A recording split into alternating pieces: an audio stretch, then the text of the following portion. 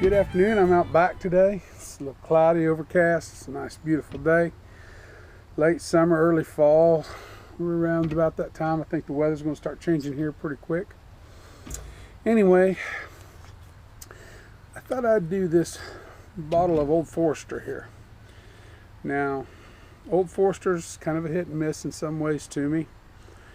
I didn't particularly care for the Old Forester signature, but I did like the basic line better than I did the signature. I've tried the 1897, I think it was. I've tried the first two. I've never tried the 1920. Well, I've had a sample of it. But, well, then I guess I've tried them all, because technically I have. But the 1920 I tried at the Whiskey Bar in Wichita. But anyway, I've only did the review on the old signature and the other one. So this will be basically my third, I think, review on the Old Forester products. And this is the 1910 Kentucky Straight Bourbon Whiskey. Let's go ahead and get it poured. It's 93 proof. And having it in a Glencairn today. Curious Gins, Glencairn. It's very dark mahogany. It's very, very dark and mahogany, and everything's not going to cooperate right now. Just enough breeze to make it a little bit off. Anyway, you got good, thick, solid, thick but thin running legs.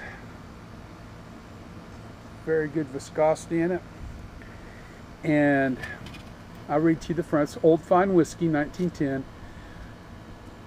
Owsley Brown crafted this personal stock of Old Forester Old Fine Whiskey at 117 West Main Street in Louisville's Whiskey Row.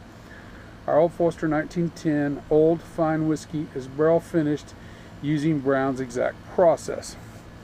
So what they've done, and I better cap it so I don't lose anything out of it.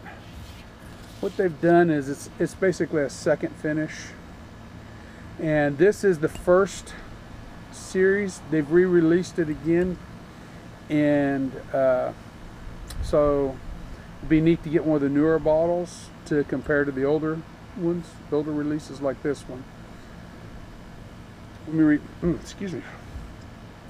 The whiskey is distilled by us only, and we are responsible for its richness and fine quality, its elegant flavor, and solely due to the original fineness developed with care. There is nothing better in the market. George Garvin Brown, founder. And it's got his signature on it. And I got my notes because they're going to be helpful today. Because this is a very good whiskey. I mean, for 93 proof, it brings a whole lot of flavor.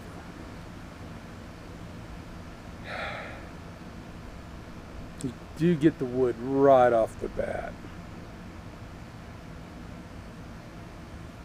But it's so, well, it's not a harsh or a bitter nose. It's soft. Soft, but very forward. It's just a touch of alcohol there. There is apples in there, red, delicious apples.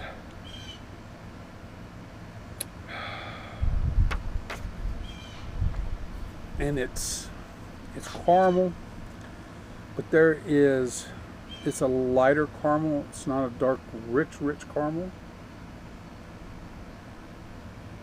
It's like a caramel chew.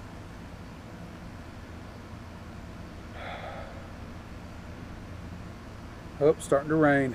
Feel just a few drops. So you might get to see a view in the rain. Clove, vanilla, nutmeg, slightly overripe banana, spearmint. And that's just on the nose, guys.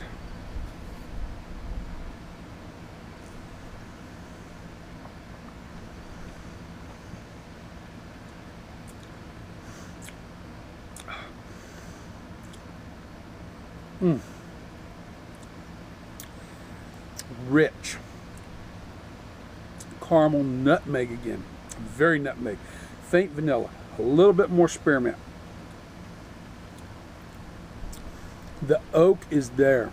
You taste the oak, but you're not being overwhelmed by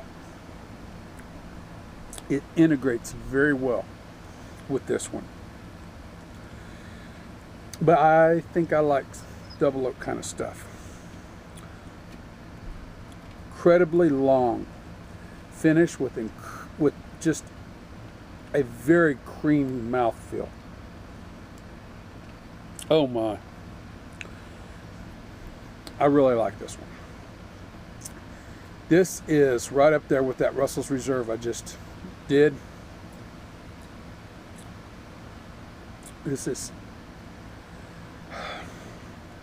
There is nothing that detracts from this experience in my book. It makes this a very high scoring whiskey. For 93 proof, this is an extremely good whiskey. This is well done. I don't know the age. It doesn't have an age statement. I'm going to guess 6 to 7 years because it's been rebarreled.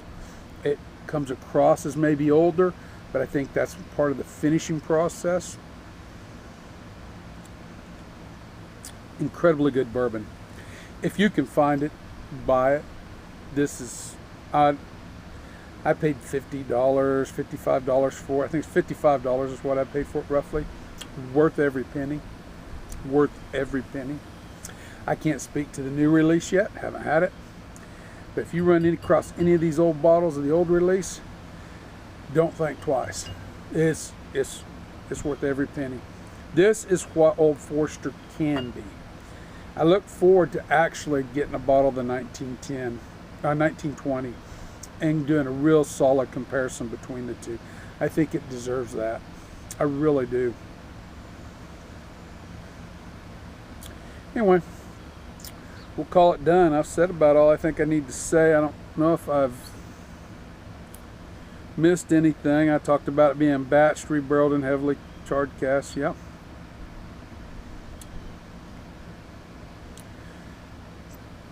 It's great. So, oh, did I give it a score? No, I don't think I gave it a score. I gave that Russell's Reserve a 94, and I'm going to give this, honestly, I'm going to give this the exact same score. Two very high scores, and I don't score high, generally. Both of these have been winners in my book, though. These are both very good bourbons. These are not just your average run-of-the-mill bourbons. They're good, really good. Remember, the spirit in your glass ain't running from you. Take your time, sip and enjoy it. You'll be better for it, as will we all. Everyone have a good afternoon.